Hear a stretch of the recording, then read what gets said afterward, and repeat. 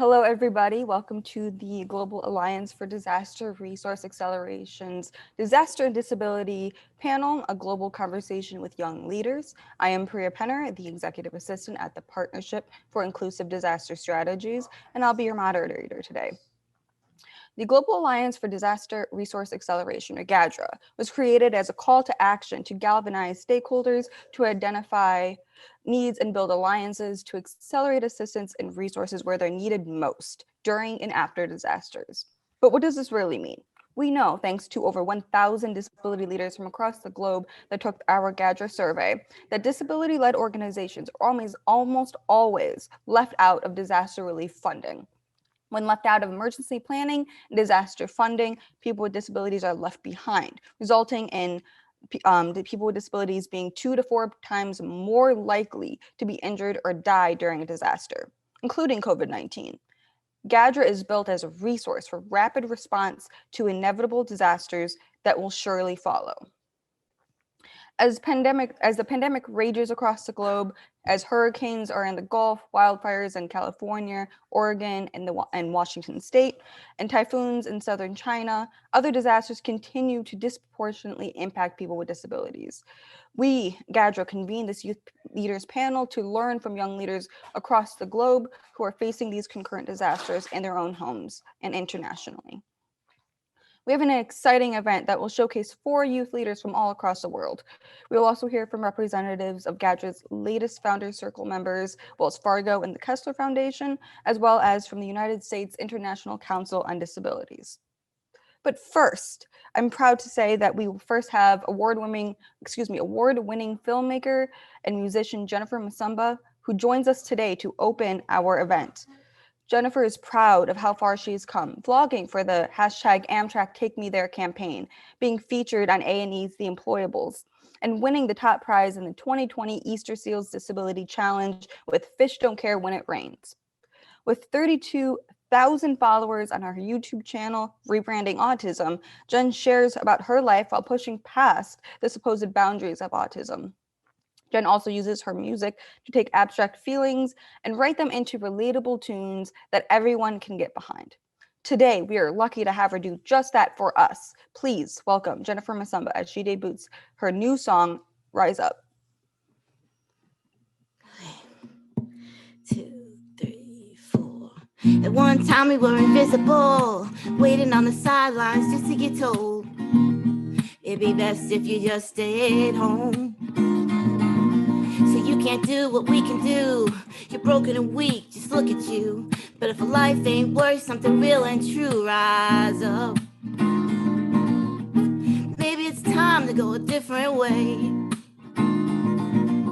Raise up the youth to make a better day.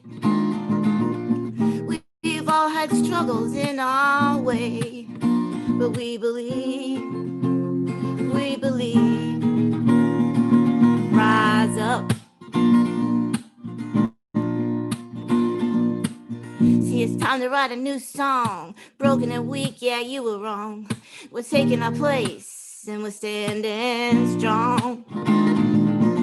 Next generation's got something new. They've got a fire from inside and a will to do the work that we started with a fresher view. Rise up. Yeah, it's time to go a different way. Raise up the youth to make a better day. Yeah, we've got struggles in our way, but we believe, rise up. We belong, we are strong. Rise up. We belong, yeah, we are strong. Rise up. Yeah. Phenomenal. Thank you so much, Jen. That was absolutely amazing. I know that when I first heard it, I was just blown away by how catchy it was. What really, inspired you when writing this song? Well, I had talked to you guys about some of the themes and things that were part of GADRA, and that really helped me to envision what we needed to say. And I actually was telling Terry that I had written like this song as a more lyrical piece, like la la la, and then all of a sudden I was like, no, and I scratched it out, and I was like, it needs to be strong and defiant and have a like a hook to it, with strength. So I completely redid the song, and that's how I ended up with Rise Up, and I was just really happy. It had fire in it, I think. Absolutely. It does have fire. It is so catchy, and the lyrics are absolutely excellent. So thank you so much for being here and so much for sharing your new song, Rise Up, with us. You're welcome. Thank you for having me. Wonderful. Well, awesome.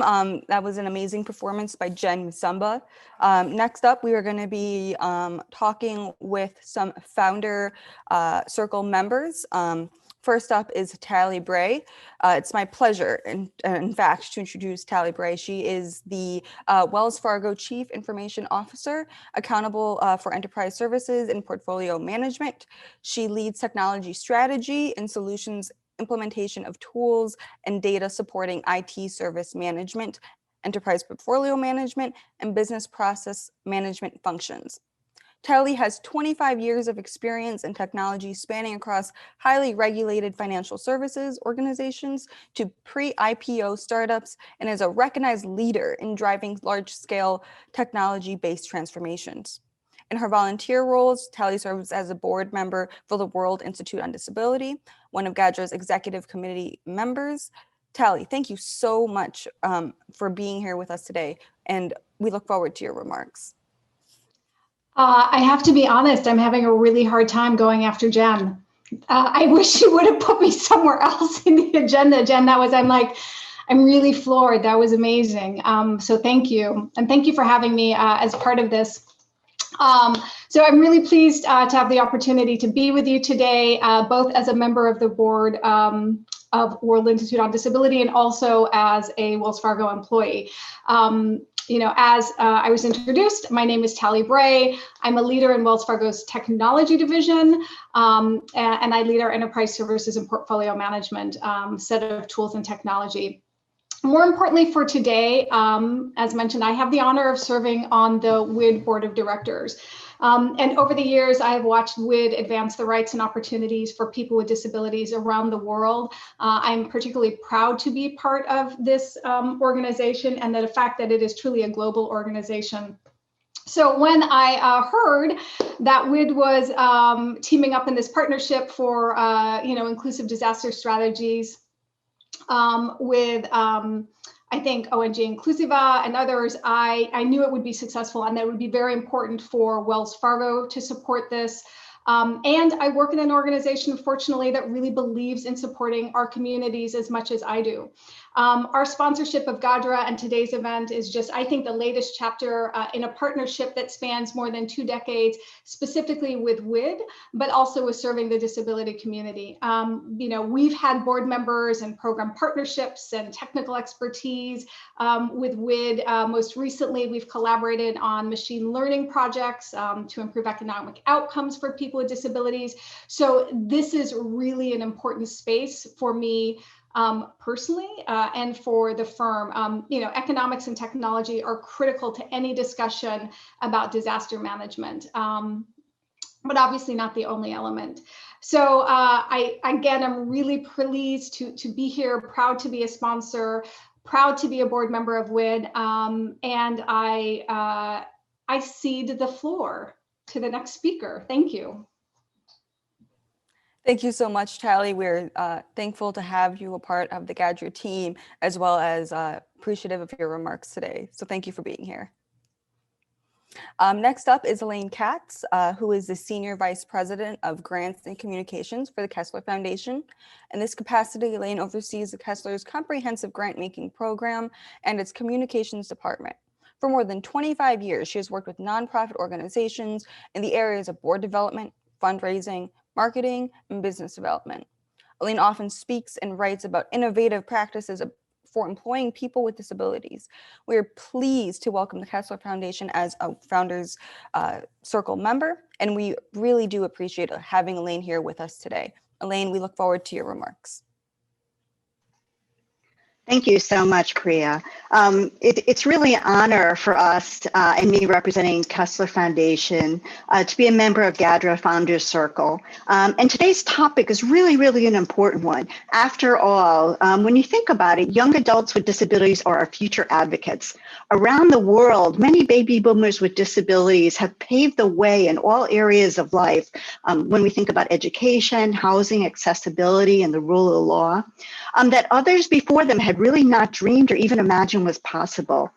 But many baby boomers not only have mentored people to take over this work, but in some places we're going to see a void in leadership as they start to retire in the NGOs around the world.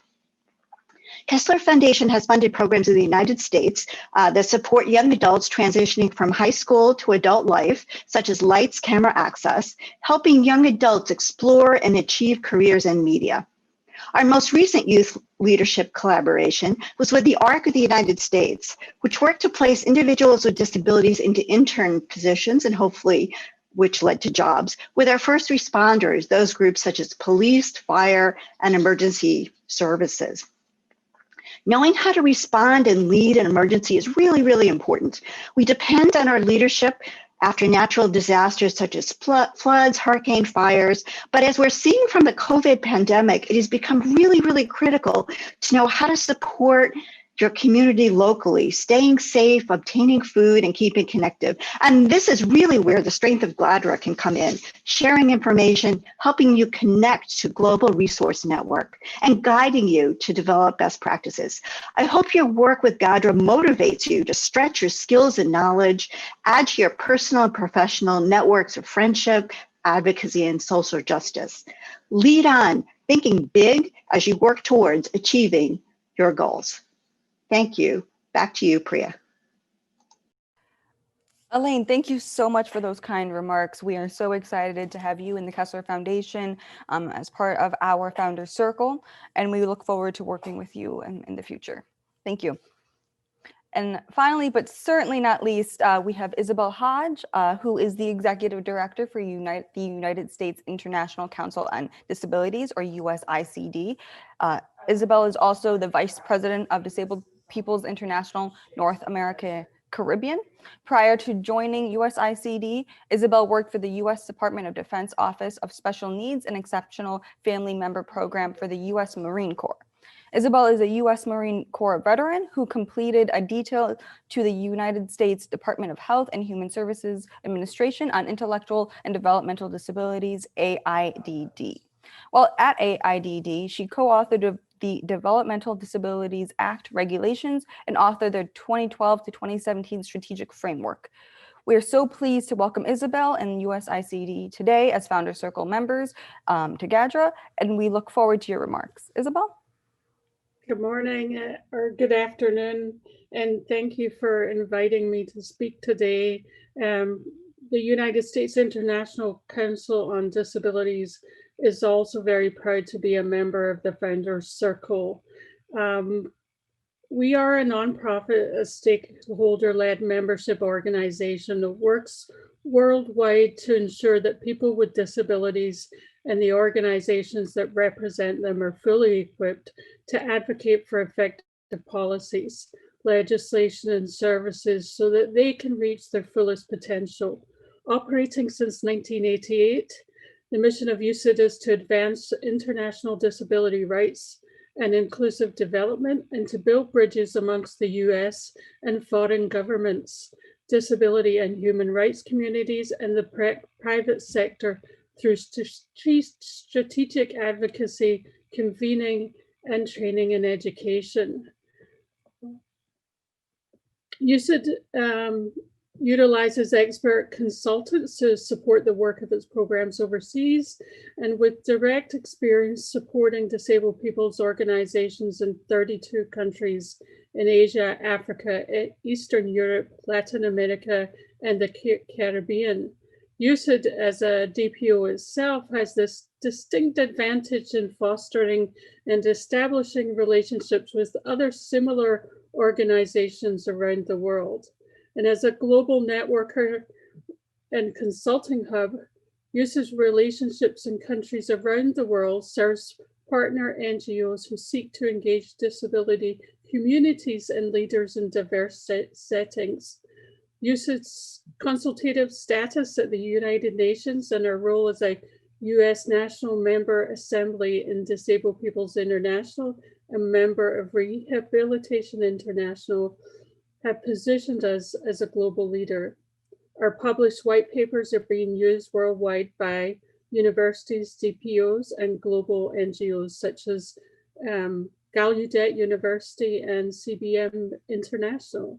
And I would add that my role as the Vice President of DPI North America and the Caribbean, works very well with the work that GADRA is doing, especially in a region that is, always facing hurricanes and now COVID-19.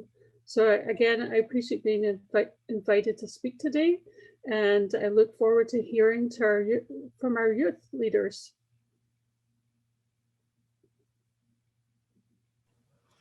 Fantastic. Thank you so much, Izzy. We really appreciate you as well as all of our Founder Circle members. Without all of you, we really would not be able to do the very important work that we are set out to do. So thank you all for joining us, not only today, but also joining GADRA. All right, now we're gonna move into the panel portion of the event.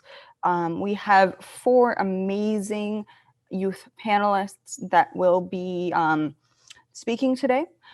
First, we have Sabrina Epstein, who is a senior at Johns Hopkins University in the United States. She is studying public health and visual arts. She also leads a study on the effects of COVID-19 on disabled adults, and in the past has worked on voter protective initiatives and accessibility in the arts, just to name a few of her projects. Her interest is in disability advocacy and is informed by her own experiences as a disabled person. Sabrina, thank you so much for joining us today.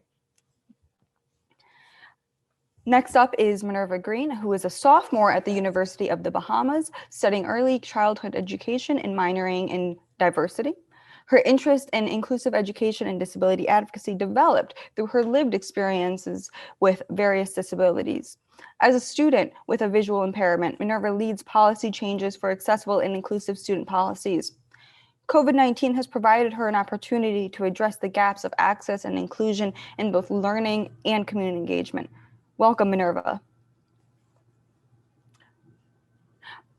Boribala Ivicic is a professional in disability inclusion from Hungary. She lives with disabilities and started in the field in 2016 when she was invited to participate in a study session organized by the European Network of Independent Living. Bori went to Scotland for a European Solidarity Corps program and researched accessibility of the Scottish volunteer world. She is currently the social media manager of the Free Key team, FREEKEY, which is a disability initiative working on implementing a personal assistance program and system in Hungary. As she is also now responsible for international communications for the Free Key, we're thrilled to have Bori with us here today. Please welcome Bori. Thank you so much for being here. And finally, we have Faith Jahara. She is a disabled wheelchair-using African woman with muscular dystrophy committed to research and community work, guided by disability justice, feminism, and anti-ableism. She is currently an independent researcher and consultant in the areas of disability, sexuality, health, and education, working with intersectional approaches. She's the founder of the Muscular Dystrophy Society Kenya. She's worked with humanity and inclusion and has also served as a visiting faculty on centering disability at CREA, C-R-E-A, Feminist Leadership Movement Building Institute. Faith also holds a graduate degree from Syracuse University through the Open Society Foundation Scholarship in Inclusive Education. I'm so pleased to call Faith my friend. Thank you so much, Faith, for being here. really am so excited to have all four of these panelists with us today. We're really we're excited for this panel and these questions. So I really would like to know from Bori first, please, can you tell us a little bit more about your work and how COVID-19 and any concurrent disasters have impacted you or your work? Hi, thank you, Priya, for the wonderful introduce. Um, for me, speaking from my personal experiences, COVID-19 has good and bad experiences as well. For example, uh, it gave me more free time because I worked from home. I shouldn't have to travel, so I had more free time. But on the other hand, I had to move back to my parents, so I felt that it took away my independence. But I think I have a positive attitude to everything, so I just focus on the positive and I use this free time, for example, to work more for Freaky because during the during the COVID-19, we had created our job that the team got together and we started a Facebook campaign. We made community videos, so it was so busy yet, but I enjoyed everything except being at home at my parents. Thank you, Bori. Yes, it's changed all of our lives in terms of working from home and what we can do with that. Thank you so much. Faith, I am going to ask you the same question. Please tell us a little bit more about your work and how COVID-19 and any concurrent disasters impacted you and your work. Thank you so much, Priya, for the introduction and for having me in this panel. So for COVID-19, for me, the biggest joy has been seeing people around me appreciate the slowed pace of life and the cycle, and knowing and appreciating that life, that there is a life beyond the 8 to 5 productive, where you have to go into the office at 8 and to 5. And for me, I've had to transition into a place of understanding that my body as an individual with muscular dystrophy can no longer sustain me through 5 days of working in an office setting, morning till evening. So it has been such a joy for me to have conversations with my loved ones and for them to be like, oh, this is actually an amazing experience. It is good to plan my week in a way that I can work 2 days a week and then, take a break for the rest of the time. And yes, for most of them, because they're non-disabled and do not have chronic illnesses, those breaks are times to explore more, different hobbies or even discover who they are for themselves. And that for me has been a really great joy to see, and no longer having to explain why I am not so keen on being in an 8 to 5 work setting, and I call it like the corporate NGO world with a lot of demands for productivity. So that for me has been really good to experience. And additionally, a challenge that has come across is finding that because with muscular dystrophy, a good amount of the time there are respiratory weakness implications that come with the conditions. So you find that with COVID-19 and the line that keeps on being repeated that, oh, it's not so bad if you do not have an underlying condition. So it has meant that for individuals with muscular dystrophy, specifically in Kenya, for those whom I'm in communication with, it has meant having more time away from loved ones and family, who we already are limited to because the outside environment is not so friendly physically to accommodate us and our mobility needs. And also having to choose to be around people and sharing our time and space with people who understand the impact that COVID-19, the virus itself, would have on our lives, and the fact that even in the event of having to access medical care, that would also be a challenge for ourselves. So that has been a bit of a strain for the community, because we're not able to show up and do home visits with each other, or to visit someone if they have been admitted at hospital. It's having to sit and really have those difficult conversations of being like, yes, I want to show up for you physically, but then I know that this comes at a greater risk for us, and having also to explain to people, because sometimes we do show up and we do put our lives on the line, so to say, to be with the people that we love. But then ableism is when it plays into a place where they're now like, oh, but you came last time, why are you not coming this time? Why are you suddenly not wanting to hang out? And it's often a challenge to get people to understand that just because I decided that I'm willing to take the risk on my body, on my physical body, it doesn't mean that it was not actually a risk that I was taking. So that for me could be a snapshot of the biggest impacts of COVID-19 to my work. Okay, thank you so much. Those are all very important points. I think we forget that not all of us can go at the same pace. So it's always a good reminder that sometimes we simply need to slow down. Thank you so much. Sabrina, I am going to ask you the same question. Please tell us a little bit more about yourself, about your work, but also specifically how COVID-19 and any concurrent disasters have impacted you and your work.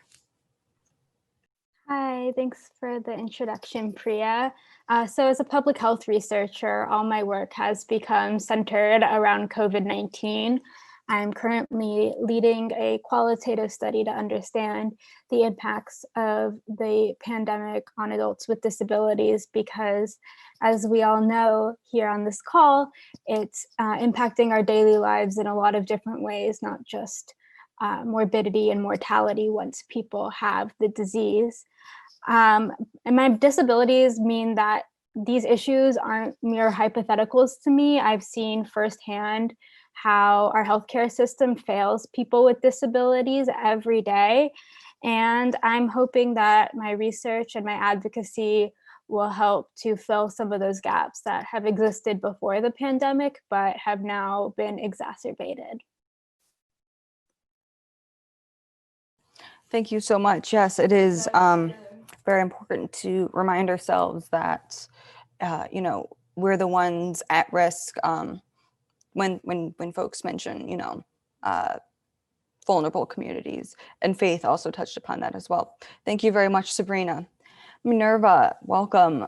Please tell us a little bit more about yourself, about your work, but also specifically how COVID-19 and any concurrent disasters have impacted you and your work. Good morning. Being that I am a vulnerable person, I'm in the vulnerable category, COVID-19 has made me come up with innovative ideas to continue my community work. I normally am tasked with the job of liaisoning with the citizens in my community, and I help them to get services, assistive services and resources to aid them. I mostly deal with persons with disabilities or different vulnerabilities. And so COVID-19 has caused me to utilize social media more and telephone and WhatsApp to limit time, because all of us are at risk with our health. And I tend to have to ensure that they are properly masked and all the health protocols are taken into consideration when I have to have in-person association with them. I Um, I'm normally the one to, make sure I have the hand sanitizer and all of that stuff because persons in our community are not financially able to do stuff at this time, and especially with the economy, with a lot of stuff that we have endured, COVID, and then before that, we had to deal with Dora. And so during this time, it's been more difficult because in resources being limited, this specific community tends to get neglected indirectly or unintentionally, but we tend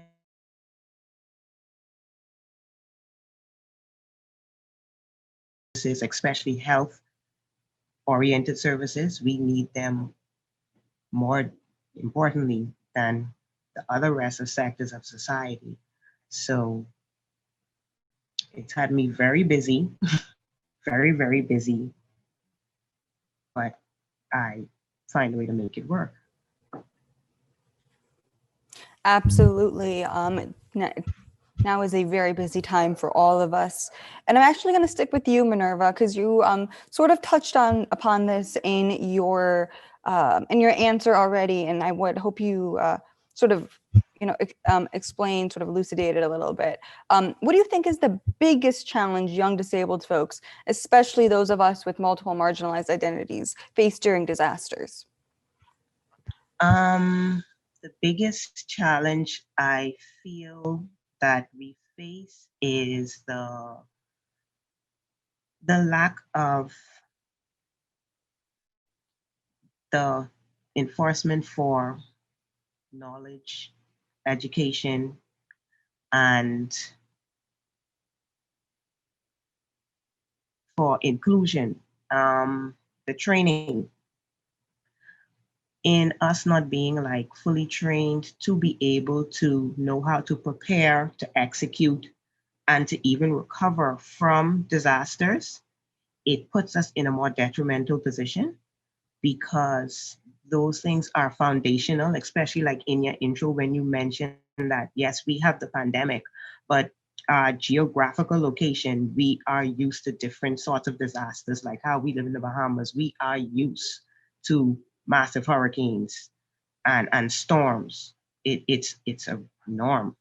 So in us having the knowledge to be educated on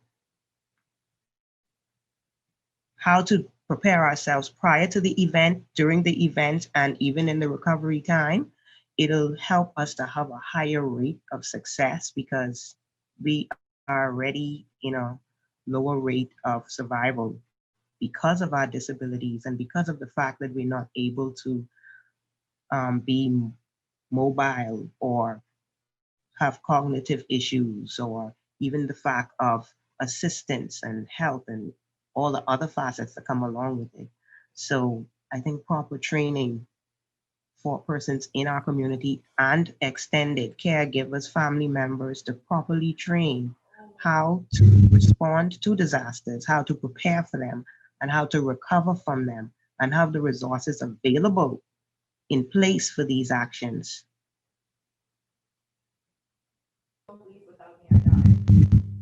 Absolutely. That is a key part. I agree. Thank you so much, Minerva.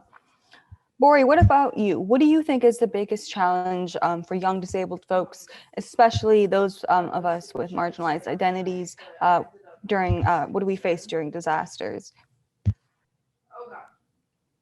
I have experience only during the COVID because I think here in Hungary we are very lucky not to have hurricanes and um, other weather-related disasters.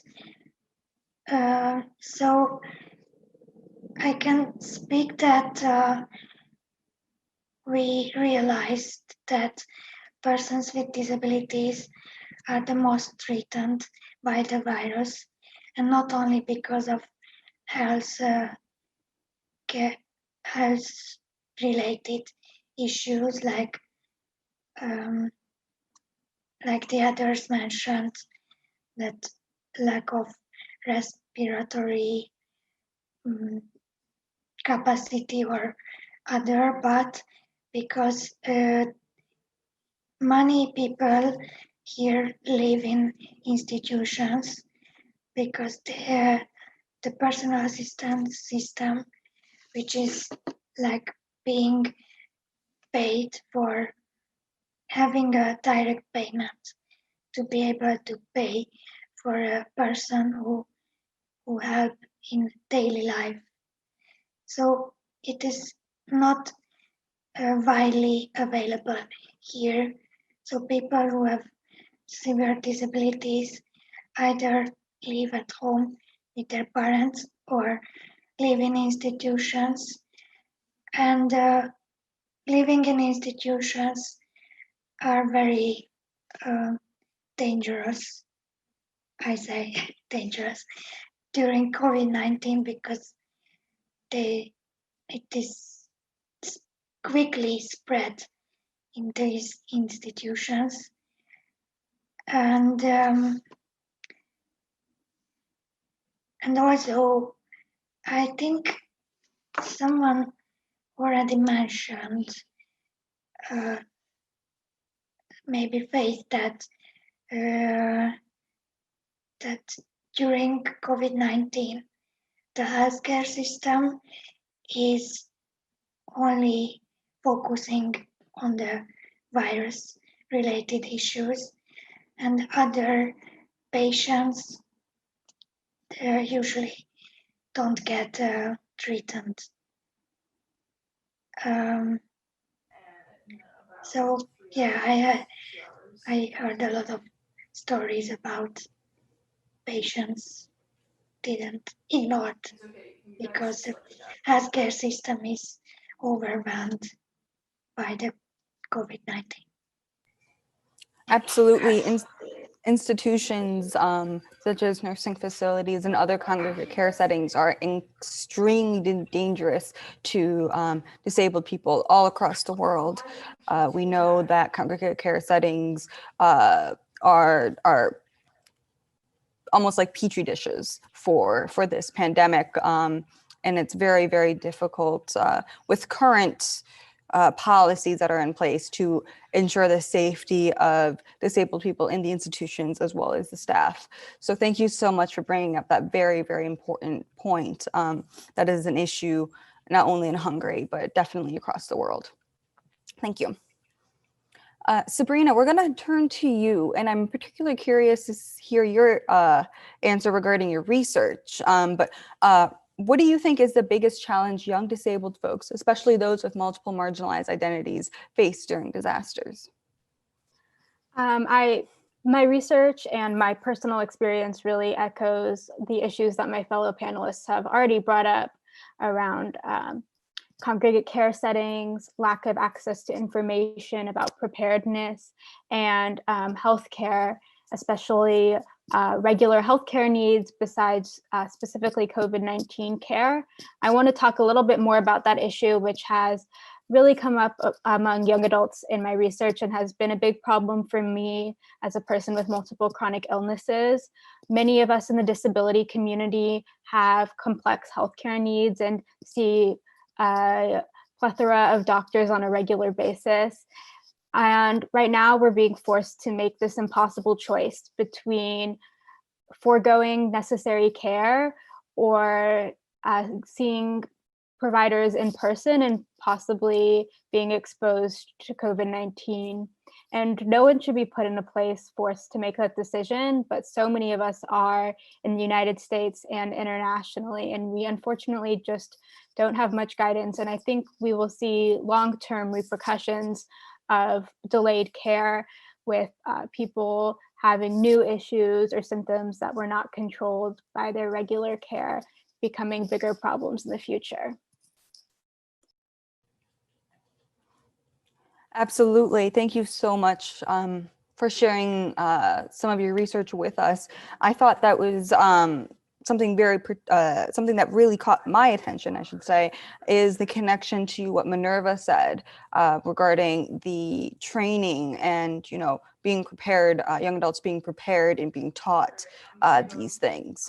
So that connection between that and your research is very, very interesting to me. Thank you both, and thank you, Bori, for all of your thoughts. I'm going to turn to Faith for this next question. And the question itself is, how are you inserting disability justice in the dialogue around climate justice, environmental justice, human rights, social justice, and disaster resilience? Thank you, Priya.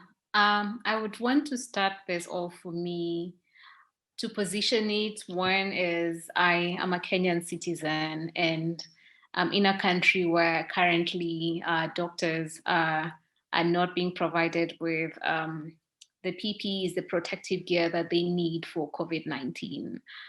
We have a situation where medical practitioners, some of them have gone without salaries for a number of months, actually. So this in itself positions, even puts question marks as to whether we can even talk about disability justice or any justice at all, specifically for me in the case where, let me hold on until we get an interpreter. I cannot see one pinned. Thank you, Faith. Okay, let me repeat that. So I started by saying that I currently live in Kenya, where we have medical doctors and medical practitioners not being provided for protective gear for COVID-19 as they go ahead with their providing medical services for people. And also the same doctors, some of them have gone a few months without salaries. So for me as an individual who has a disability that also comes with very specific health needs, it really puts me and my people being disabled people or persons with disabilities and those with chronic illnesses, it puts my people in a very strange place, in a way that the justice that we can talk about, that we can activate for, is one that is even further away when the people who, even to talk about, like in April, I conducted a training on, or rather I presented a paper that I wrote about advanced directives and how these also in Kenya, we do have the legal setting in Kenya provides that there's a certain number of people, not a certain number, sorry, there are certain people with specific disabilities for who do not have legal capacity by law. So this in itself makes it necessary for documentation such as advanced directives, so that these, we can then use that to communicate what it is that we desire to happen with us during medical settings where we do need medical care. So this is also but even the backdrop of that training was where doctors were still not being provided for. So it really just puts it in a very awkward situation, because I would want to see a point where we are having non-negotiable provision of sign language interpretation. It's actually almost hilarious that we had the pause with interpretation at the beginning of this, my submission to this question, because at the beginning of the Kenyan national briefings on COVID-19, we also did not have sign language interpretation being provided in the national broadcasting. And it took activism, with deaf and sign language users at the front demanding, and with others supporting them to demand that, sign language is recognized as an official language in Kenya, that we should also have that in all the events of disaster or emergency announcements being made at the national level or at any level that is. And we see that even when it comes to educational plans that were made, because schools in Kenya were closed the Monday after Friday, 13th of March. I think that is around the 17th or so. That's when secondary schools and primary schools were locked down in Kenya. And we saw that there was a quick shift to online learning. but this was also as a disaster response. But we saw and found that individuals who come from socioeconomic backgrounds, who do not have access to laptops, who do not have access to electricity or access to internet, were lagging behind. And then now we see schools being reopened. And for me, at a point of an educator, it's consistently putting the government a task and asking, what are we doing? Are we seriously willing to risk the lives of children and learners so that they go back to school without actually having made sure that this is being provided? And onto my last point on this issue is the issue of accountability, because with the relaxation of the COVID-19 regulations and restrictions of movement in Kenya, we saw that physical gatherings started happening again. But then you do still find that individuals with disabilities and individuals with chronic illnesses or illnesses placed under the categories of underlying conditions, quote unquote, that we have had to choose, even in the line of work, in the line of, whether we're seeking healthcare, we're having to choose whether we want to risk it and engage in this physical setting and again being left behind. So it's also been quite a situation for me to look at even our own disability spaces in Kenya and elsewhere where physical activities are resuming. So I see that is the constant question, having to ask that and be the person who's always making noise, quote unquote. Being like, we're not being fair to ourselves. We cannot be wanting our rights to be realized, but we're actively excluding other people. But I do feel that there's also consistent pressure, especially with disability organizing, who are funded by donors who have financial years that are coming to a close, who are having to go back to physical meetings, who are not so flexible in, say, issuing the monies that were allocated for transport reimbursement to be used for internet facilitation. So there are a lot of these things that constantly pointing them out. And this, as Priya and my fellow panelists will identify, is one that, instead of putting us in a way that people recognize us as partners in the conversation and to want to improve, that often is seen as a thing to push back against it. Let me pause there. Faith, you are absolutely fantastic. So thorough in your answers. I don't know how to summarize your responses because you just had so many amazing points. I think it is really important to note the accountability piece. It's important when doing disability justice work, when we're talking about, inserting disability justice and dialogues around climate justice, et cetera. It's important to note that part of that is accountability, not for just, ourselves, but specifically for others who are supposed to be doing the work, but have yet again forgotten disabled people. So thank you so much, Faith, for your very thorough answers. Sabrina, do you have anything to add to that? I'm sure you do.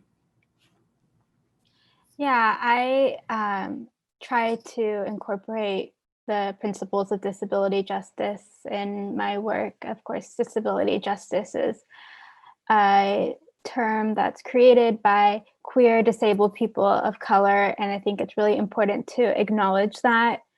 When I'm engaging in racial justice work, I always try to include intersectionality as a framework.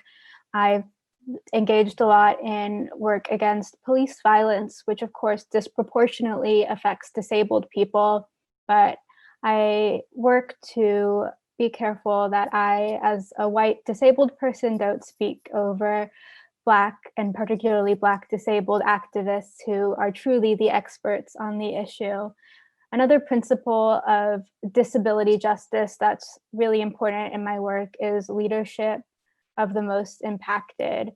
And that's something that I think we really need to draw upon in COVID-19 advocacy across all different parts of advocacy.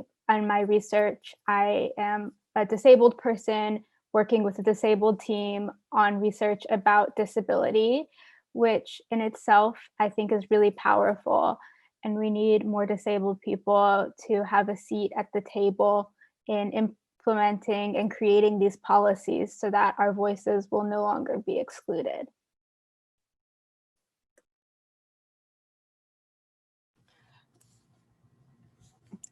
Have to make sure my camera's on. Thank you so much, Sabrina, for that. And I really do appreciate the fact that you mentioned where disability justice and the framework of disability justice comes from. It's always important to recognize the Black and other POC disabled leaders who created the disability justice framework. If you're unfamiliar, for those in the audience, if you're unfamiliar with what disability justice is and how that is different from disability rights, I highly encourage you to look up Principles of Disability Justice. There are 10 of them, and it really walks you through what disability justice is and how it intersects, I suppose is a good word, with other movements very intentionally. And Sabrina, thank you so much, Sabrina. Sabrina put that link in the chat for folks. We can also make that available on our Facebook and Twitter. Thank you so much. And I think one of the important things that I really noticed from both Faith and Sabrina is, disability justice is one of those things where, you hold with you no matter what work you're doing. You are, when you're doing climate justice, environmental justice, human rights, social justice work, and disaster resilience work, we hold these principles of disability justice close, and it guides our work regardless of what we're doing. So it's really in making sure disability justice is involved in your life personally, so that you can then insert it and involve it in other dialogues. So thank you both, Faith and Sabrina, for answering that question. I turn to Bori with the next question. So we know that youth, specifically those 30 and under, make up over half of the world's population. We also know that youth have few leadership roles. And so my question to you guys, specifically to you, Bori, first, is how can other leaders best center young disabled leaders in disaster risk reduction and emergency management? My answer shortly would be that ask us before they do anything like risk reduction or emergency management. For example, like the others mentioned that they don't had at the first time sign language interpreters when they shared news about COVID-19 and stuff. So asking us how to do or what to do to best accommodate disabled persons, I think is the best solution. For example, here, and I think is not the only issue here, but all over the world, that in lockdown regulations, like when you're not allowed to go outside. For example, here in Hungary, we are not allowed to go outside from 8 p.m. till 5 a.m. And this regulation is blocking volunteers who are helping disabled persons like a personal assistant, but they are not official working, but volunteering, and they are helping. And it is kind of illegal for them to go out and help them. But so we had to make a big movement and think about how we can solve this problem, how we can ensure that disabled persons will get the right support they need. Yeah, I think that's all. Thank you, Bori. That's really important it's really important to ask specifically, it's really important to ask specifically what other leaders can do to help center young disabled leaders. Thank you so much. Faith, very quickly, do you have other suggestions on how other leaders can best center young disabled leaders in disaster risk reduction and emergency management? Yeah. So one, I have 3 points. I'll try to be brief. One of them, just so that I don't forget it, is the point on mentorship, because I do recognize that a lot of us either have elders within disability spaces or have mentors or line managers in our line of work that are guiding us or have more experience than us when we come into those spaces. So for me, I think the call is to, one, acknowledge that your mentees, we may at times be more knowledgeable than you in specific issues, and for them to recognize and to allow, and allow is a very interesting word for me to be using, because really it's not about being allowed, but for them to allow us to shine sometimes even more than them in instances where our experiences do become or are greater than theirs. And these often, I'm mentioning it because I have had from too many young disabled people that a big part of the frustrations that we have faced more often than not from elders that we look up to, people that we deeply admire, and hope to be more like them. But then those frustrations that come with them seeing us, see we will be better at what we're doing and push them out of our spaces. I wish that they can just embrace that. And my second point, not to take any more time, is for them to recognize that times are changing, that we do have different viewpoints, that our experiences, even of disability, even if we do have the same disabilities, tend to be different, and for them to embrace the critiques on the work that we're doing, or the approaches, and even our intentions. If we are called out on places that we have wronged, or places where we have spoken against others. Like more recently, we've had,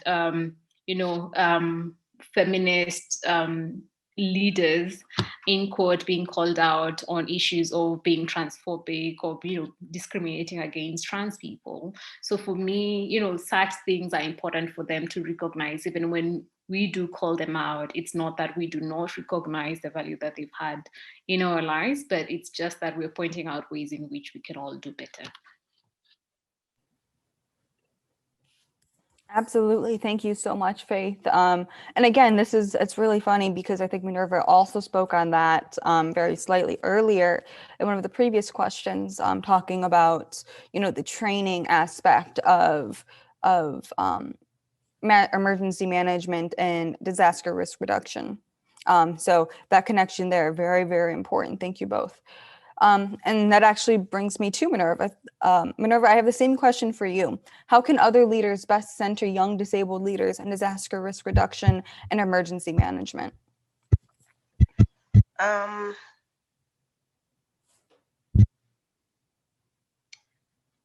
Well, I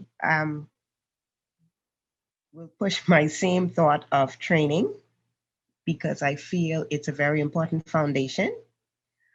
But even in the reality of it, I feel they need to engage in better communication pathways, like how it was repeated before. I think Faith said it and Bori mentioned it about the communication aspect of having understandable language, having ASL interpretation available, making sure that you are able to send your messages and everyone with different levels of abilities can understand what you're saying.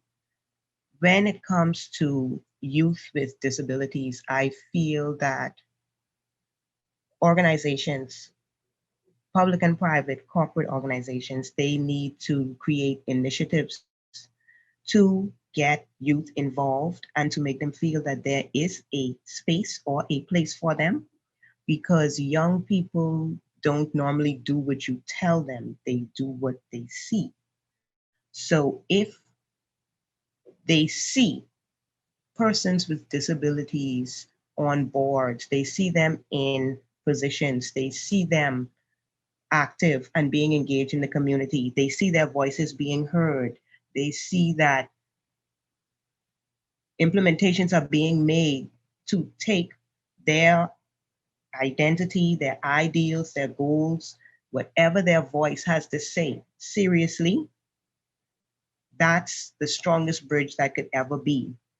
Because once once older authoritative people make the connection to actually embrace and make a space for youth with disability, I feel that's the biggest invisible wall that can be destroyed. It's not an issue of them not being able to. That's like how you say the training needs to be there, the knowledge needs to be there, the access needs to be there with the variety of different ways of communication modes.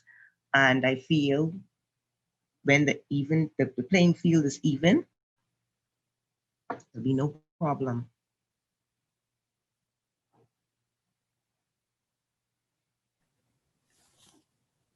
Absolutely. Thank you so much. Communication is absolutely key when it comes to training and mentorship and ensuring that young disabled leaders all across the world are centered in disaster risk reduction, disaster resilience, and emergency management. Thank you so much to all of you.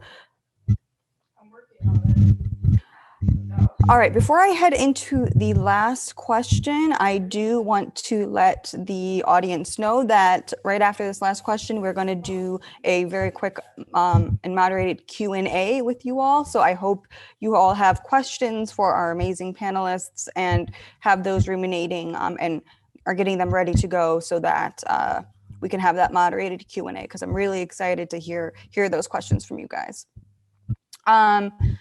I wanted to ensure that each of you had a chance to bring up any final areas regarding your work that we have yet to mention. What can we do to support and uplift you guys specifically and your work? I'm going to start with Sabrina. So you can find out more about my research at disabilityhealth.jhu.edu and more of the projects of the Johns Hopkins Disability Health Research Center and how to get involved. You can also find me on Instagram and Twitter by just searching my name. And most importantly, the best way to help us right now is to stay home and wear a mask if you can. Wonderful, Sabrina. All very important points, especially that last one.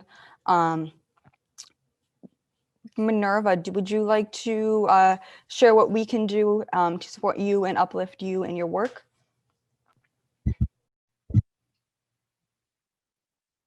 For me, with the progress in my work, I would like to have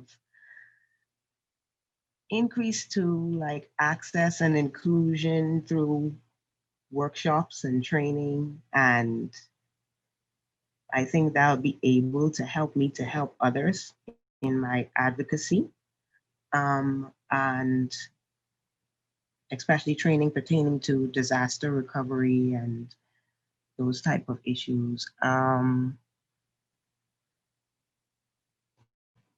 feel like, yeah, that would empower me to help others and make them more knowledgeable about the assets and the procedures that are available if we have more training and certified training also, not only for persons with disabilities, but to keep in mind caregivers and persons in the surrounding community that deal with people on a daily basis with persons with disabilities, because they have to be knowledgeable in that aspect also in the event that they have to facilitate help and assistance for someone who is in their care.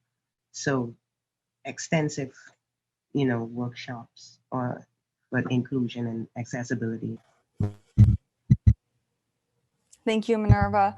I'm just going to cut in here. If the panelists want to put their emails and other social media handles into the chat, I'll make sure to voice those before we head into the Q&A.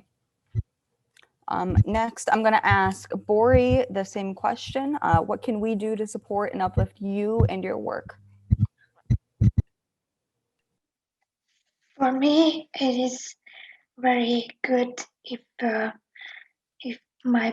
our team, our Facebook page is shared, and I saw in the chat that it is always already linked.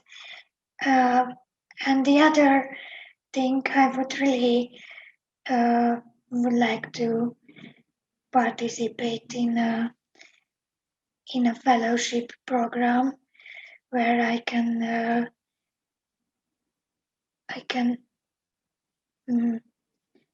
be like my skills, my leadership skills, and other skills like social media, communication, and stuff can be improved. But yeah, I already connected with someone from WIT, and it was wonderful speech. So yeah, that's all. Thank you, Bori. And I did make sure to put that back in the chat for folks. Again, I will be reading off the Twitter and social media handles, as well as potential emails that folks are putting into the chat after this question. And after Faith, I believe you are the last panelist I have yet to ask. What can we do to support and uplift you and your work?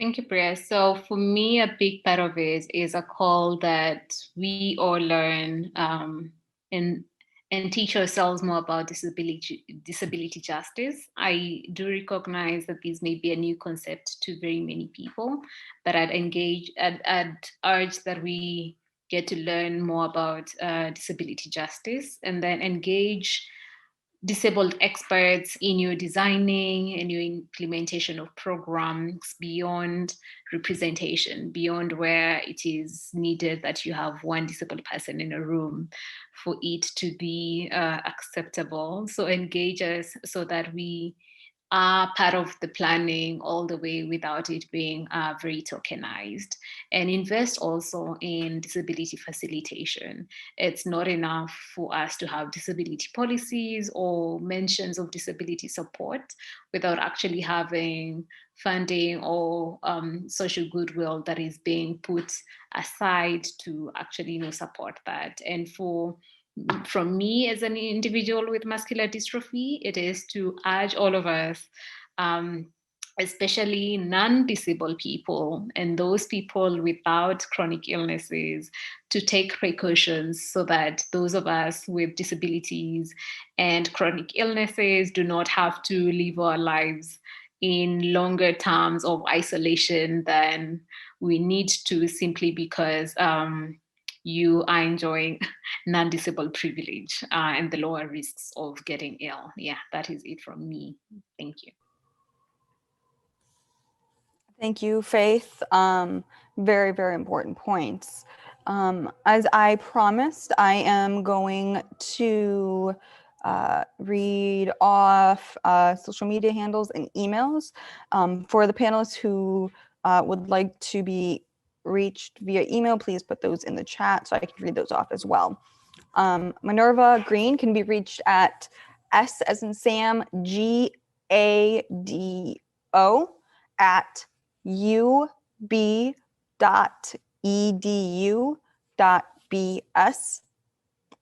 and can be found on social media at facebook.com/UB Disabilities Office. Again, that's facebook.com/UB Disabilities Office, all one word. Sabrina Epstein can be found on Twitter at Sabrina Tess Ep. That's Sabrina Sabrina, capital T E lowercase e s s, capital E P. Sabrina Tess Ep. Bori works with Free Key in Hungary. They have a Facebook page, facebook.com/Free Key, FREEKEY 8. Again, facebook.com/Free Key, FREEKEY at 8, 8, the number 8. And Faith can be reached at NJAHIRAFAY That's NJAHIRAFAY and can be found on Facebook at Faith NWANGARY. FAITH.N.WANGARI.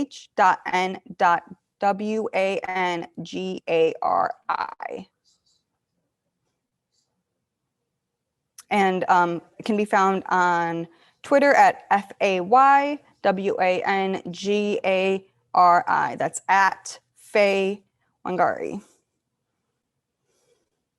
Oh wow, we have a bunch of other Twitter handles as well.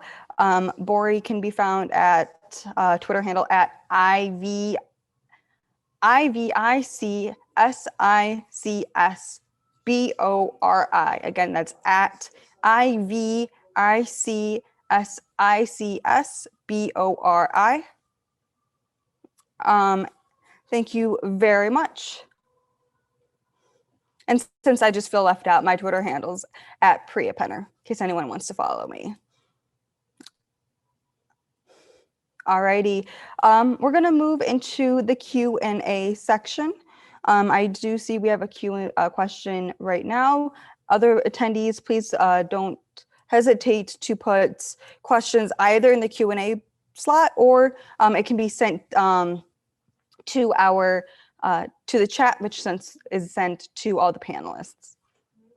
So the first question is, first of all, thank you to each of you. Thank you for your leadership, for your diligence, for your fight and fire. This is for anyone who would like to answer. I hope this doesn't happen, but if it does, if/when ableist, racist, ageist comments are made to you or to your work, how do you respond to them? Do you take the time and energy to educate them, or do you ignore them? Thank you for taking the time to answer this question. If you choose to, thank you all again. I can read that, the main part of that question again, and I would, Sabrina, do you think you could take this one? Yeah. Let me read it one more time, just for folks. If/when ableist, racist, ageist comments are made to you or your work, how do you respond to them? So in my work, we often get responses of asking why disability should be thought about as a marginalized or vulnerable population in public health, especially in regards to COVID-19. And it's so deeply frustrating first to me because having been engaged in disability advocacy and being a disabled person, it feels so obvious to me why we need to be counted and we need research and we need policies that are tailored to the needs of the disability community. But unfortunately, I often have to step back and explain that to people in my field, and I'm not always met with understanding, but often am. And I'm really grateful for the people who do respond to my efforts to educate them with understanding. Fantastic, Sabrina, thank you. Faith, can I ask this question to you as well? Fantastic. Just to repeat the question, if/when ableist, racist, ageist comments are made to you or to your work, how do you respond to them? It depends definitely on how I'm feeling in that very moment in time. But then also I rely a lot on my gut to tell me or to guide me on where this person is coming from, and their intention. And my gut, sometimes I call it a she. She is often very good in guiding me to identify someone who's just being straight out horrible. And I recognize that this for me is a privilege that I do have over some individuals with some disabilities, without who may not be able to perceive things that are not being verbalized or said upfront. So that for me is often the first guide. And depending on the day, I will call you out. I will spend whatever spare amounts of energy I have on me, in me, to call you out and to tell you off, especially if I do recognize that you're coming from a place of non-disabled entitlement. And then, but in the instances where it is ignorance, which is not defense, but then ignorance, which often is not coming from a point of aiming to hurt. And yes, intentions and the heart that then is impacted do not necessarily ride over the other. But for me, depending on the person, depending on the day, and depending on the situation. Because if you are straight up denying me an access to something that I need simply based on my disability, that for me is a non-negotiable. But I do absolutely appreciate the instances where if I have someone else with me who's a non-disabled person, who then take up this role and this labor and the work of educating the person who's being uninformed and being, very ableist or racist, then it's often very helpful to not do that work all the time. And hence my call for people to learn more about disability justice, so that we're not the ones calling people out about inaccessibility, about being ableist, about being straight up racist. So yes, so that's my submission to that. As always, Faith, thank you so much. That was fantastic. It's a very important question for sure. Minerva, did you have some thoughts that you wanted to share?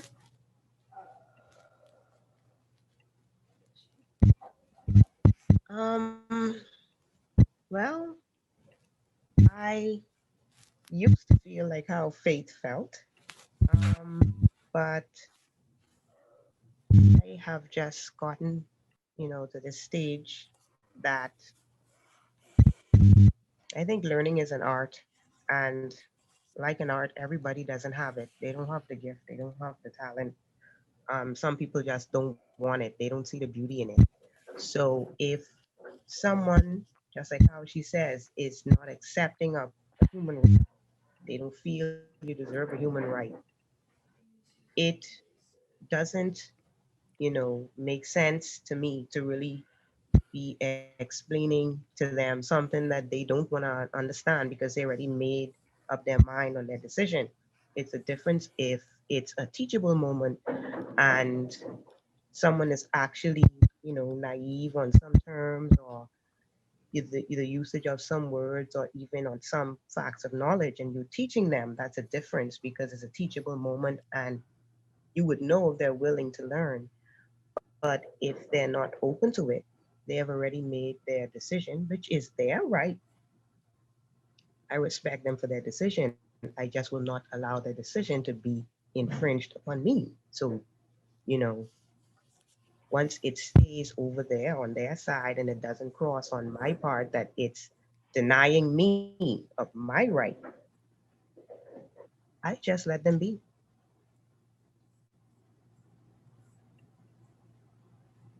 That's very, very wise, Minerva. Thank you. I know for me, I often have difficulty holding my tongue. So very, very wise of you to move forward when the case permits.